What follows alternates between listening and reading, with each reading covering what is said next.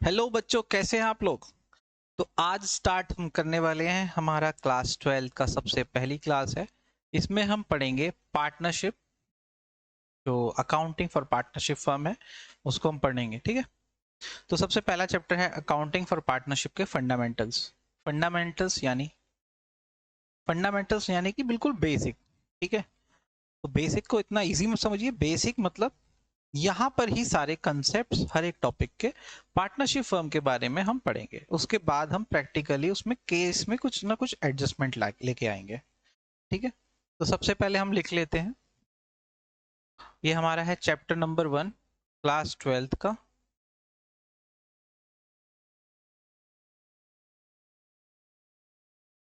इसका नाम है अकाउंटिंग। साफ सुथरी लैंग्वेज में एकदम, अकाउंटिंग फॉर पार्टनरशिप। सर आपकी राइटिंग साफ सुथरी तो नहीं लग रही। ओह, तुम्हारी कौन सी इतनी अच्छी है। इसके फंडामेंटल्स।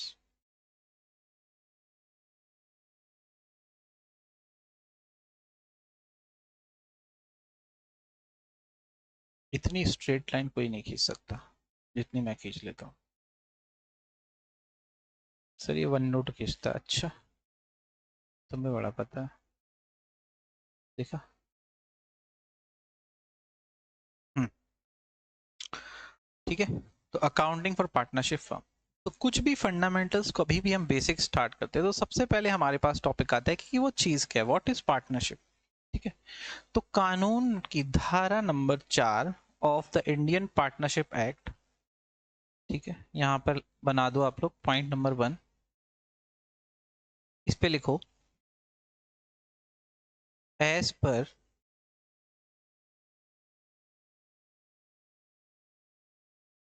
सेक्शन 4। याद कर लेना अगर हो जाए तो, पर एग्जाम में गलत मत लिखना। अगर याद नहीं है एज पर सेक्शन मत लिखना, एज पर इंडियन पार्टनरशिप एक्ट लिख देना, पर गलत मत लिखना। As per section 4 of the Indian partnership act of the Indian partnership act 1932,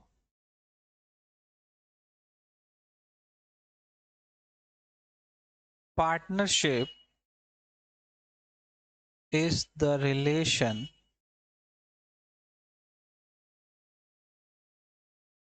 between persons who have agreed, क्या एग्री किया, to share profits,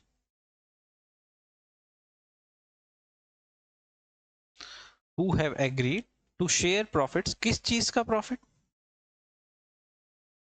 of the business of, यहाँ पे दा लगाना, ऑफ द बिजनेस। ये बिजनेस कर कौन रहा है, कैरीड ऑन बाय ऑल, ये सब मिलकर कर रहे हैं, और या फिर any of them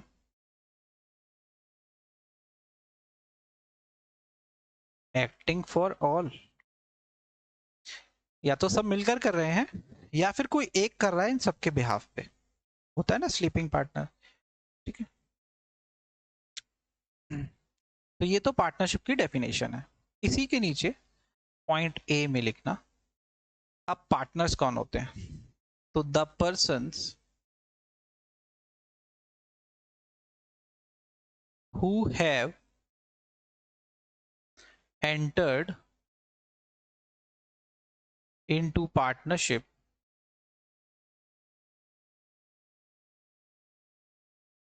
with one another are individually called,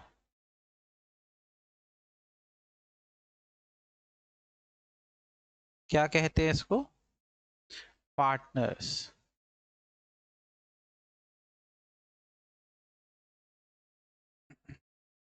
ठीक है। तो हम कहते हैं पार्टनर्स।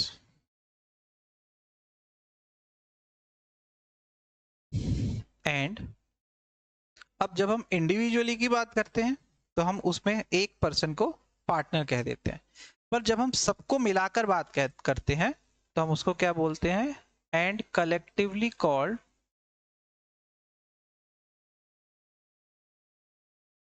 फर्म। ठीक है, इकट्ठा सबको हम बोलेंगे तो हम बोलेंगे फर्म है ये, और जब अलग अलग की बात करेंगे तो पार्टनर। ठीक है, इसका अगर एग्जाम्पल देखें तो दो पार्टनर हैं ए और बी, दो लोगों ने मिलकर कोई बिजनेस किया। ठीक है, पार्टनरशिप का मतलब क्या होता है? दो या दो से ज्यादा लोग जब मिलकर कोई बिजनेस करते हैं, उनका मोटिव क्या होता है? प्रॉफिट कमाना, और प्रॉफिट जो भी होता है उसको शेयर करना। ठीक है, तो जब दो या दो से ज्यादा लोग बिजनेस करते हैं प्रॉफिट शेयर करने के लिए, ठीक है, तो उसको हम बोलते हैं पार्टनरशिप। ठीक है, तो अब ये दो लोग हैं, एक है मिस्टर ए और एक है मिस्टर बी। इन लोगों ने एक फर्म बनाई, इस फर्म का नाम रखा है इन्होंने ए बी एंड कंपनी। ठीक है, तो अगर इस केस में हम बात करें तो इस केस में mister A and mister B ये पार्टनर्स हैं, A B and company firm है,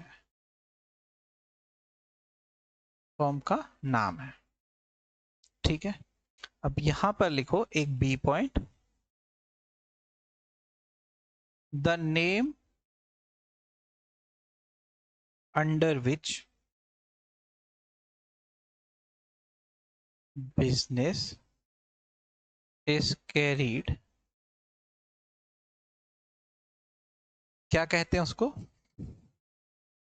firm name is called firm name.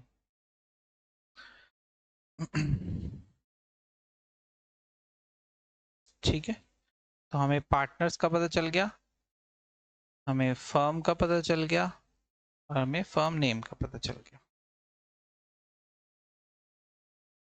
ठीक है,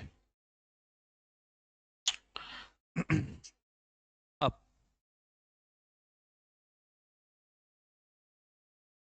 क्लास 11th में आप लोगों ने पढ़ा था, ये नोट नहीं करना, एक अंकल हुआ करते थे, वो बिजनेस करते थे, तो हम उनको बोलेंगे शॉपकीपर। बड़े ही खुश मिजाज रहते थे, इनकी दुकान पे जो भी जाता था खाली हाथ नहीं आता था। ठीक है,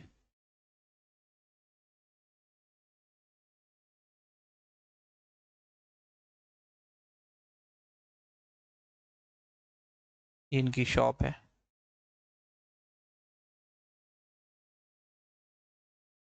ये ओनर होते थे, ओनर,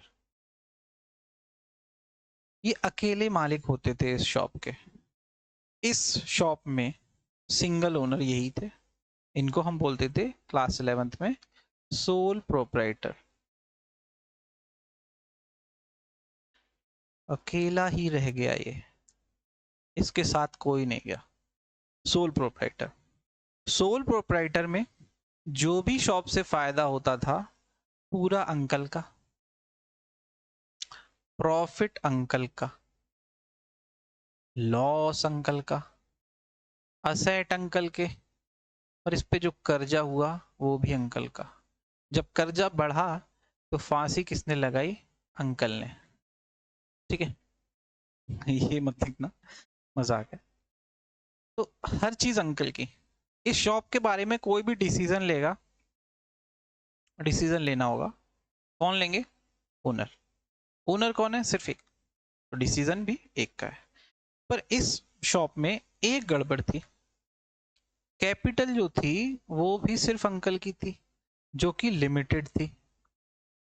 मतलब अंकल के पास जितना पैसा है सिर्फ वो उतना ही इस शॉप में लगा सकते हैं, अगर बिजनेस में और ज्यादा कैपिटल की जरूरत हुई, अंकल के पास पैसा ही नहीं है। अंकल की एक ही शॉप है, अंकल अगर मल्टीपल शॉप करना चाहें तो वहां पर बार बार नजर नहीं मार सकते सब पे, ठीक है। तो रोल्स एंड रिस्पॉन्सिबिलिटीज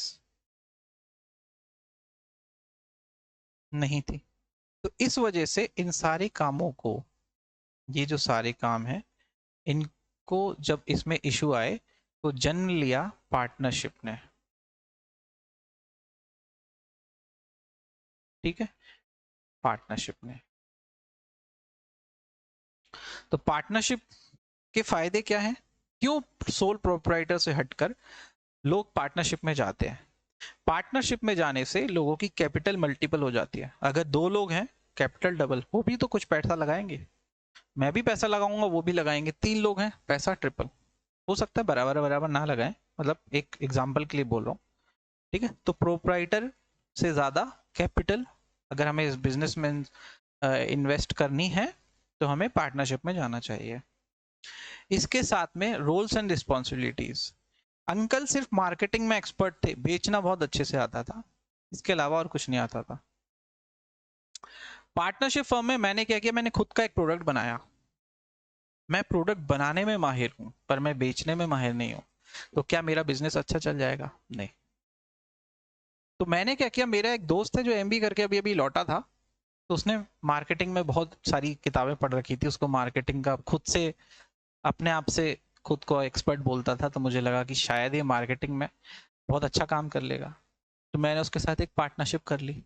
मैंने माल बनाया, उसने बेचा, और हमारा बिजनेस बहुत अच्छा चला। तो मार्केटिंग डिपार्टमेंट वो देखता रहा और प्रोडक्शन डिपार्टमेंट मैं देखता रहा, तो हमारे रोल्स एंड रिस्पॉन्सिबिलिटीज डिस्ट्रीब्यूट हो गए, जिससे बिजनेस को मैनेज करना हमारे लिए आसान हो गया, ठीक है। तो पार्टनरशिप का जन्म क्यों हुआ? कैपिटल जो होती है, मोर कैपिटल, दूसरा क्या था, रोल्स एंड रिस्पॉन्सिबिलिटीज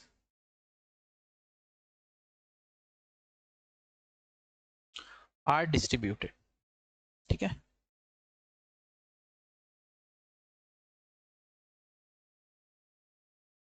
तो ये दो फायदे होते हैं पार्टनरशिप के, इस वजह से लोग पार्टनरशिप में आते हैं। अब हम पार्टनरशिप हो, सोल प्रोप्राइटर हो, कंपनी हो, हम तो मुनीम हैं, हमें सबके बही खाते बनाने हैं, हमें तो सबकी अकाउंटिंग करनी है, हमें किसी से कोई फर्क नहीं पड़ता तुम्हारा बिजनेस तुम क्या करते हो, बस हमारी अकाउंटिंग के तरीके थोड़े से बदल जाते हैं, है ना, जैसी एंटिटी का टाइप होता है, ठीक है। अब दो पॉइंट और लिखिए आप। पॉइंट नंबर 2, इसमें एक साइड लिखिए,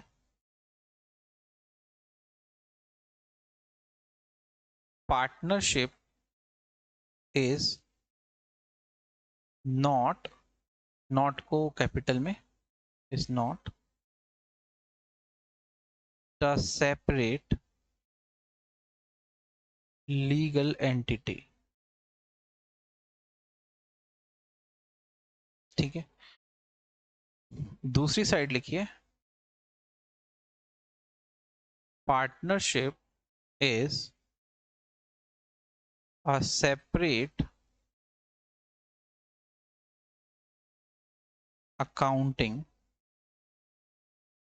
एंटिटी।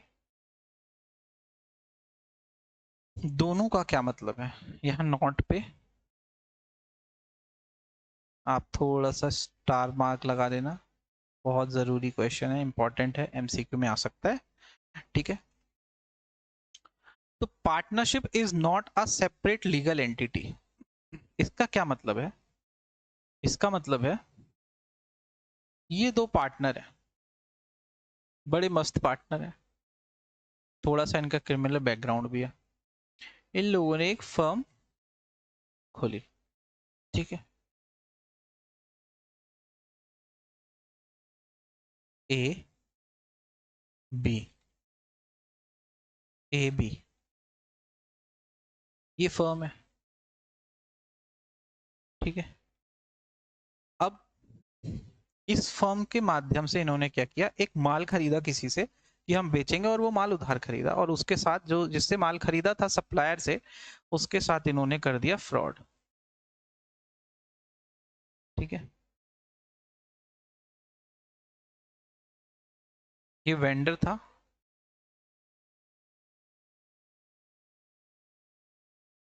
वेंडर के साथ इन लोगों ने फर्म के माध्यम से फ्रॉड कर दिया। वेंडर गया पुलिस के पास,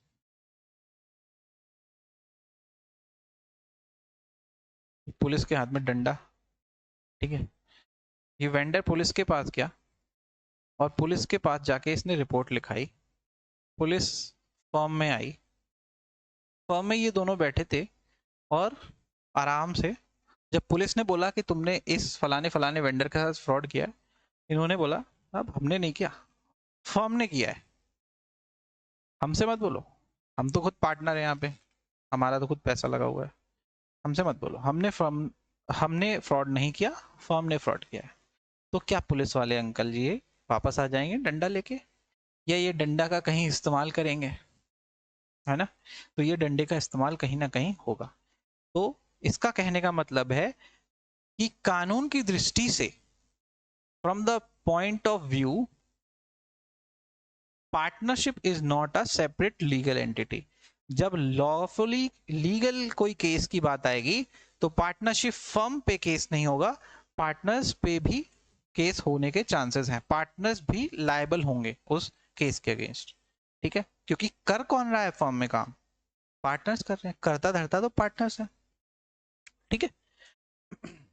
तो इसका मतलब है partnership is not a separate legal entity, partnership firm. ठीक है।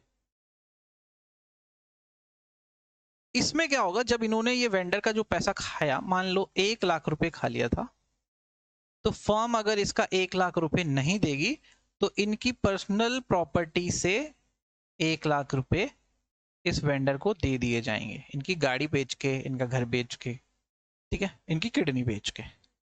ठीक है। तो इनकी किडनी बेच के वेंडर को 1 लाख रुपए का पेमेंट कर दिया जाएगा। समझ आया ना? पार्टनरशिप जो है वो सेपरेट लीगल एंटिटी नहीं है। अब अकाउंटिंग एंटिटी की बात करें, ये पार्टनर जो है ए और बी, ये अपना पर्सनल हिसाब किताब बहुत रखते हैं। यार मैंने 5 रुपए के तुझे उस दिन चने खिलाए थे, आज तू 10 रुपए की टिक्की पिलाएगा मुझे, छोले भटूरे खिलाए, बहुत हिसाब रखते, तो ये अपनी एक बुक्स बनाते हैं। ये इनकी पर्सनल बुक है, मतलब आपस के लिए नहीं, ये अपने घर के लिए भी वो बुक बनाते हैं। उस बुक में ये क्या करते हैं, उस बुक में ये अपने घर के खर्चे लिखते हैं, अपनी खुद की बुक्स मेंटेन करते हैं। मेरे को पार्टनरशिप फर्म से इतना पैसा आया, मेरे को इतनी पेंशन आई, मुझे ये आया यहाँ से, मैंने यहाँ खर्चा किया, ऐसे करके। ठीक है, बुक्स अपने हिसाब किताब अलग से बनाते हैं। अब जब इन्होंने फर्म बना ली, फर्म, तो फर्म के भी कुछ ट्रांजैक्शंस हैं जो रोज होते हैं। क्या क्या ट्रांजैक्शंस हो सकते हैं लिख नहीं रहे हम, पर ट्रांजैक्शन क्या क्या हो सकते हैं। फर्म कुछ प्रोड्यूस करती होगी तो उसके लिए रॉ मटेरियल खरीदती है, कच्चा माल खरीदती है। फर्म बिजली का बिल पे करती है, फर्म रेंट का पेमेंट करती है, फर्म ने कुछ लेबर लगा रखी है, उनको वेजेस देती है, फर्म ने कुछ कर्मचारी लगा रखे हैं, उनको पेमेंट देती है। फर्म के पास एक चौकीदार है जो पूरे दिन रात 24 घंटे उनके यहाँ उनकी सेवा करता है, उसको सैलरी देती है। फर्म के यहाँ रोज चाय बनती है तो रोज दूध का पैकेट आता है। ठीक है, चाय पत्ती आती है, शक्कर आती है, इलायची भी आती है। ठीक है। तो ऐसे करके नंबर ऑफ ट्रांजेक्शन्स फर्म के बहुत सारे हो जाते हैं। फिर फर्म वो माल जो बनाती है उसको सेल करती है, बेचती है तो पैसा आता है, फिर वो बैंक में डालती है, ऐसे करके बहुत सारे ट्रांजेक्शन हो जाते हैं। तो क्या ये ट्रांजेक्शन दिमाग में रखेगी अपने, और फर्म का दिमाग कहाँ है, उसकी किताब में। ठीक है। तो फर्म अपने बुक्स ऑफ अकाउंट्स मेंटेन करती है, कौन से, सेपरेट बुक्स ऑफ अकाउंट, ये अपने करें ना करें इनकी मर्जी, पर फर्म अपने books of account separate maintain करके रखेगी। ठीक है। तो ये फर्म का फर्म का बुक्स ऑफ अकाउंट्स है।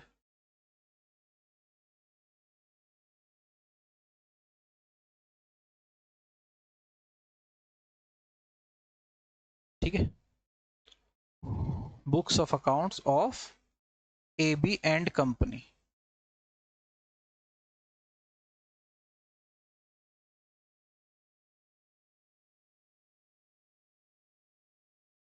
ठीक है, तो दोनों अपने पार्टनर्स और फर्म अपनी अलग अलग किताबें मेंटेन कर रही है, तो दोनों के सेपरेट अकाउंटिंग एंटिटीज हो गए।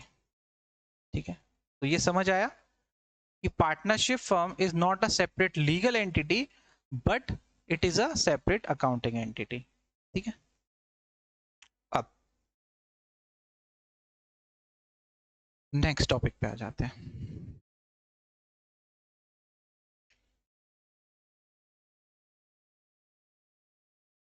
हमारा पॉइंट नंबर कौन सा है?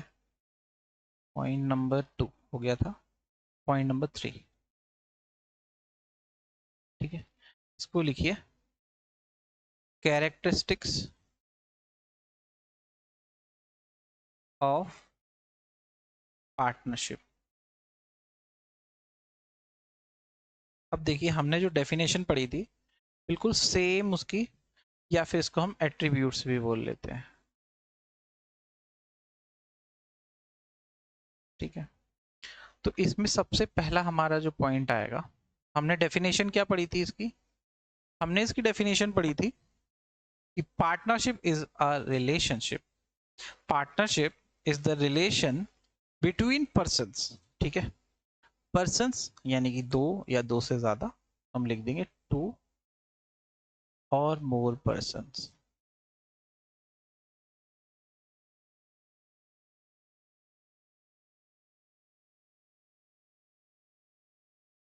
दो या दो से ज्यादा लोग मिलकर करते हैं पार्टनरशिप। ठीक है, तो इसके अंदर हम, ये तो हमारी मेन हेडिंग हो गई, इसके अंदर हम क्या क्या चीजें लिखेंगे मैं आपको यहां लिखता हूं। Minimum number of partners, minimum number of partners कितने होने चाहिए? To. Maximum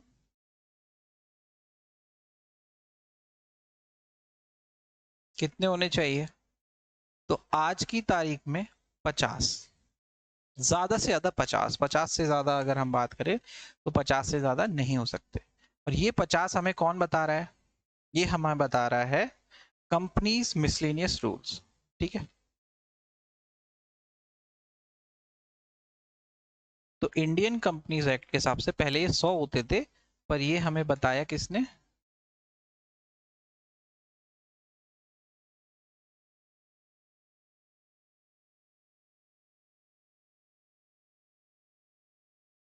companies miscellaneous rules 2014।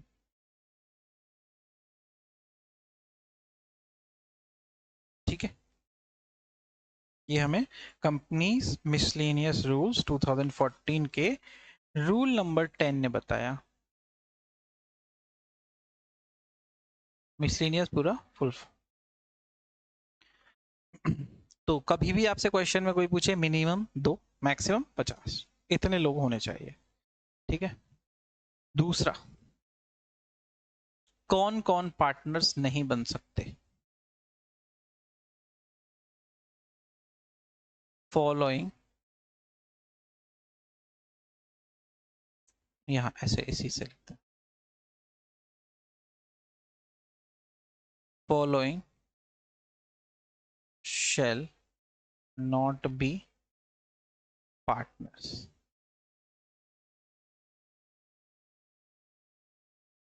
अब कौन दो लोग? एक तो माइनर, माइनर बन सकता है देखिए, लेकिन माइनर बन सकता है, लेकिन माइनर सिर्फ बनेगा, ये भी हम लिखेंगे, पहले हम देखते हैं, पर्सन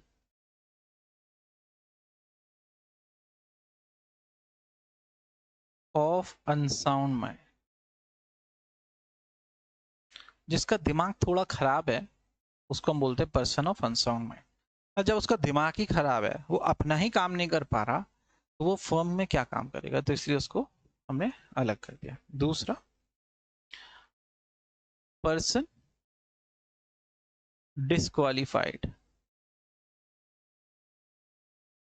बाय एनी लॉ, किसी भी कानून के तहत अगर उसको डिस्क्वालीफाई कर दिया कि ये पार्टनर नहीं बन सकता, तो वो पार्टनर नहीं बन सकता। ठीक है। तीसरा पॉइंट यहां ऐसे लिखना, minor can be a partner but only in profits, but only in profits. अगर घाटा हुआ तो माइनर को मत बांटना, माइनर उसको बियर नहीं करेगा। फायदा होगा माइनर का, ठीक है। घाटा हुआ माइनर को मत लेकर आना, नहीं तो फिर माइनर को तो तुम बड़े बड़े लोग बेवकूफ बना दोगे। वो तो माइनर है, ठीक है, वो अभी मैच्योर नहीं है इतना। तो इस वजह से ये कानून में लिखा है कि माइनर पार्टनर नहीं बन सकता। हाँ, लेकिन अगर फायदे के लिए बना रहे हो उसके, तो आप पार्टनर बना सकते हो। ठीक है। तो ये हमारा पहला पॉइंट हो गया। टू और मोर पर्सन्स, डेफिनेशन में नेक्स्ट क्या था? तो डेफिनेशन से ही हम पढ़ रहे हैं, सारे कैरेक्टरिस्टिक डेफिनेशन से निकलेंगे। ठीक है। तो partnership is the relation between persons, persons में हमने टू और मोर पर्सन्स लिख दिया, हु हैव एग्रीड, तो एग्रीमेंट। तो अगला हमारा पॉइंट है एग्रीमेंट। अब एग्रीमेंट के अंदर हमें क्या लिखना है? एग्रीमेंट, एग्रीमेंट मतलब मैंने और मेरे दोस्त ने पार्टनरशिप किया, तो हमने एग्री किया आपस में सलाह की कि मैं 60% लूंगा, तुम 40% लेना, मैं ज्यादा काम करूंगा तो सैलरी भी लूंगा 10,000 रुपये, क्योंकि अपना बिजनेस तुम्हारे घर की नीचे जो दुकान तुमने खोल रखी है उसमें हम कर रहे हैं, तो तुम्हें हम किराया भी देंगे 5,000 रुपये, वो भी लिखेंगे। अगर तुमने फर्म से लोन लिया तो तुम्हें इतने % ब्याज मिलेगा, नहीं मिलेगा, क्या चीज़ है वो सारी चीज़ देखेंगे हम। ठीक है। तो वो हम आपस में मुंह से बोलकर ओरली भी कर सकते हैं और रिटर्न में भी लिख सकते हैं। रिटर्न में एक कागज पे लिखते हैं, स्टैम्प पेपर पे, और उस पे सील साइन सब कुछ होता है, हमारा होता है और रजिस्ट्रार का भी होता है। ठीक है। तो जो रिटर्न होता है उसको हम बोलते हैं पार्टनरशिप डीड। सजेशन ये रहता है कि जब भी पार्टनरशिप करो तो रिटर्न में करो, ताकि कल के दिन अगर कोई अपनी बात से पलट जाए, कोई पलटू राम के साथ पार्टनरशिप हो जाए, तो हमें पार्टनरशिप में दिक्कत ना हो। ठीक है। तो एग्रीमेंट हो गया। थर्ड पॉइंट क्या है? फिर से डेफिनेशन पे आता है। तो relation between persons who have agreed to share profits. तो हम ये क्या कर रहे हैं? Profit sharing. ठीक है। तो तीसरा है प्रॉफिट शेयरिंग। ये बिजनेस जो हम कर रहे हैं प्रॉफिट शेयर करने के लिए कर रहे हैं। प्रॉफिट शेयर किस किस में होगा? पार्टनर्स में। अगर लॉस हुआ तो क्या शेयर होगा? हाँ, बिल्कुल, लॉस भी शेयर होगा। ठीक है। तो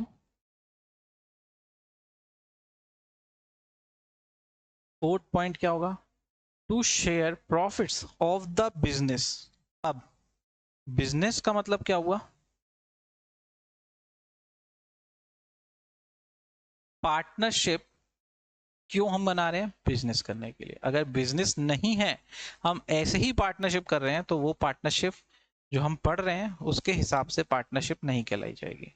तो partnership is established for a business, और बिजनेस कैसा होना चाहिए? लॉफुल। ठीक है। अफीम की खेती के लिए अगर आप पार्टनरशिप कर रहे हो तो वो वैसे ही इनवैलिड है। ठीक है। और लास्ट पॉइंट आता है बिजनेस कैरीड ऑन। तो फोर्थ फिफ्थ हो 5 हो गए पॉइंट हमारे। Business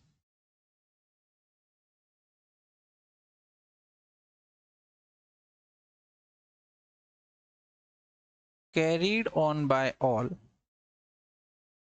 or any of them